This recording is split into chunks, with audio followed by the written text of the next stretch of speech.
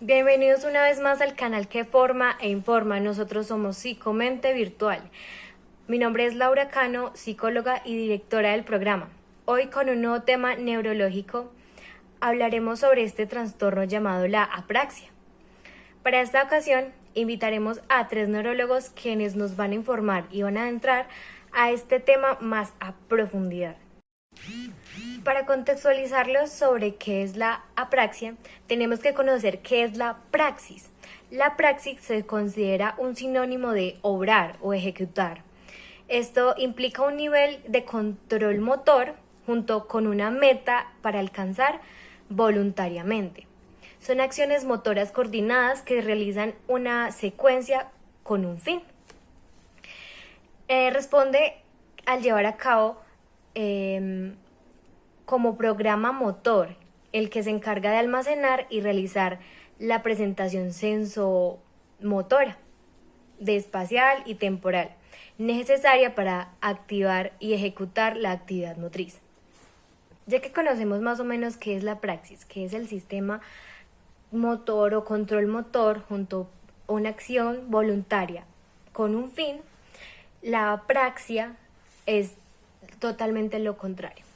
La apraxia está constituida, es la constituyente de los trastornos de la actividad gestual, ya se trata de movimientos adaptados con un fin o con una manipulación real.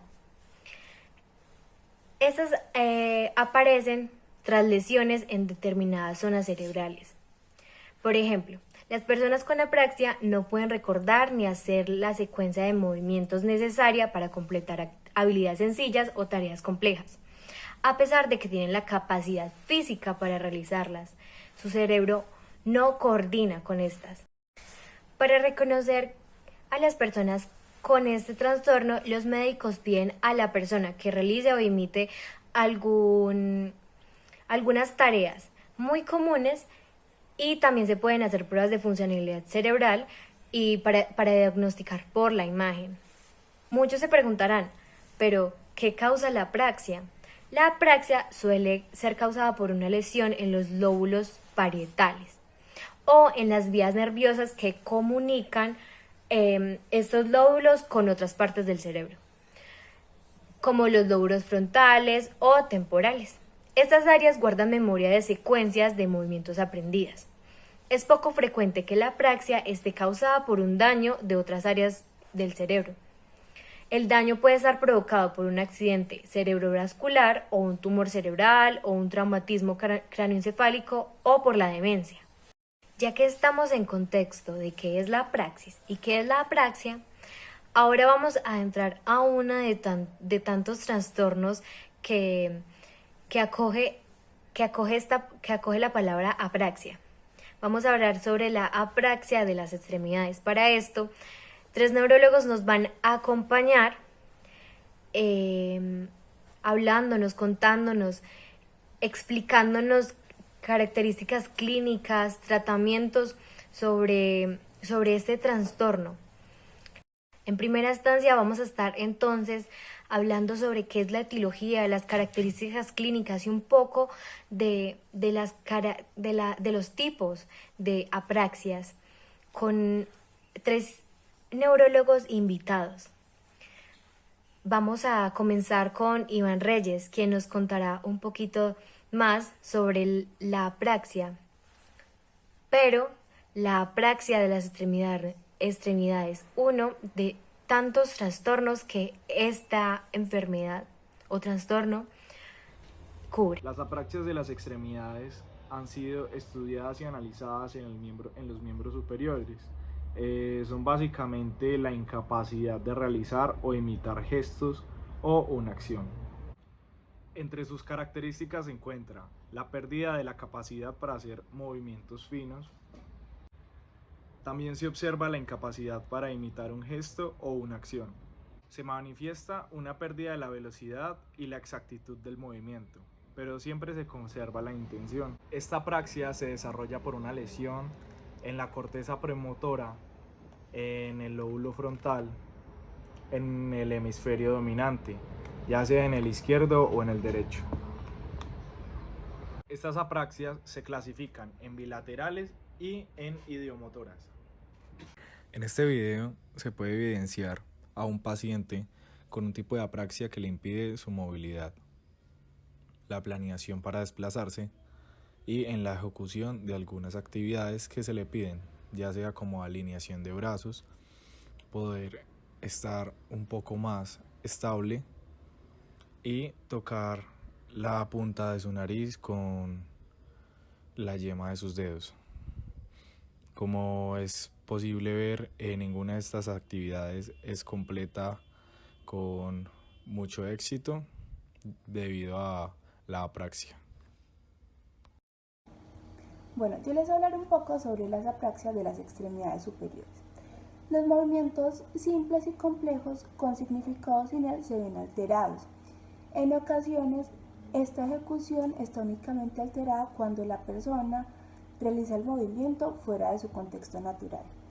Acá podemos ver varias apraxias, que es la de disociación, de conducción de la marcha y la ideacional. Cada una se las explicaré brevemente. La apraxia de disociación, en este caso, es cuando el acto motor no llega a realizarse correctamente bajo el orden verbal. La de conducción es una apraxia de disociación donde se ve limitada únicamente la capacidad de imitación del gesto, aunque se mantiene preservada la comprensión del gesto por orden visual. La de la marcha es más evidente y se manifiesta en los miembros inferiores. Las personas con la apraxia de la marcha no pueden procesar los impulsos nerviosos como para realizar actividades de la forma correcta, incluso aunque la fuerza y la sensibilidad sean adecuadas. La alteración de la marcha en la vejez es una forma moderada como de una apraxia frontal.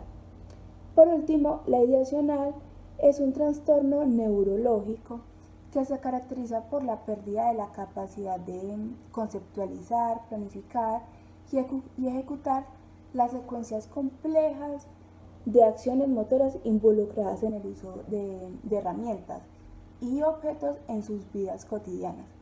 Las características de este trastorno incluyen la alteración en el concepto de organización y la secuencia de las acciones voluntarias. El paciente parece haber perdido el conocimiento de lo que representa un objeto en específico.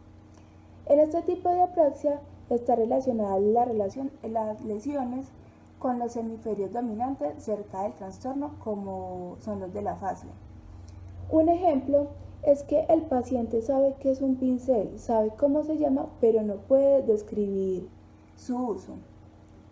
Él conoce y reconoce el objeto, pero no sabe cómo describirlo. Sin embargo, puede realizar su uso práctico normalmente. Le damos entonces las gracias a la doctora Ana Sofía Franco, que nos dejó muy claro sobre estas clasificaciones y qué afecciones tiene este trastorno.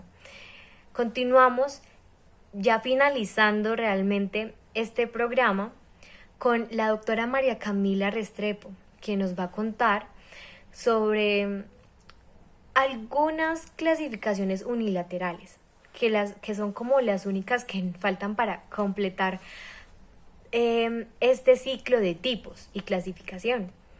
Y terminará con una terapia, hablándonos de la terapia neuropsicológica asociada a este trastorno. Entonces le damos la bienvenida y le damos las gracias por estar aquí a la doctora María Camila Restrepo. Entre esta clasificación encontramos las unilaterales. Entre ellas tenemos la cinética, la simpática y la callosa. La cinética se trata de una apraxia en la ejecución simple del movimiento.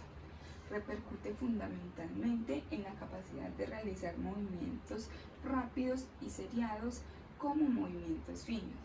Se puede observar en un miembro superior a causa de lesiones frontales. La simpática es una apraxia en el miembro superior izquierdo y se encuentra en pacientes con afasia global y hemiparesia. Encontramos la dificultad gestual del miembro superior izquierdo cuando se da una orden verbal o por imitación.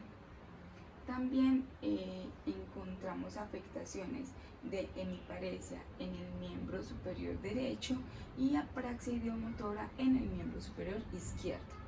La callosia es una apraxia unilateral en miembro superior izquierdo que nos impide los movimientos por orden verbal, aunque la manipulación sea correcta de los objetos.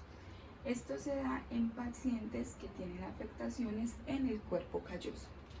Como terapia encontramos una rehabilitación específica para las apraxias.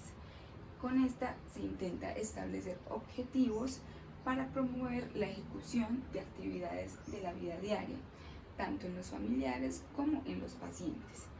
Entre estas actividades encontramos la capacidad de hacer gestos de orden verbal, los estímulos, la imitación con la ayuda de objetos y la ejecución de actos seriados. En la evaluación clínica encontramos la capacidad de diferentes tipos de movimientos. Entre estos tenemos los movimientos transitivos, los reflexivos, los simbólicos y los arbitrarios. También los unilaterales y los bilaterales. Por último, entre la terapia encontramos una teoría de control y aprendizaje motor. Trabajamos unas actividades como las siguientes: trabajar sin error, feedback, trabajar entornos reales y trabajar componentes cognitivos del movimiento, favoreciendo un aumento de la comprensión de los gestos.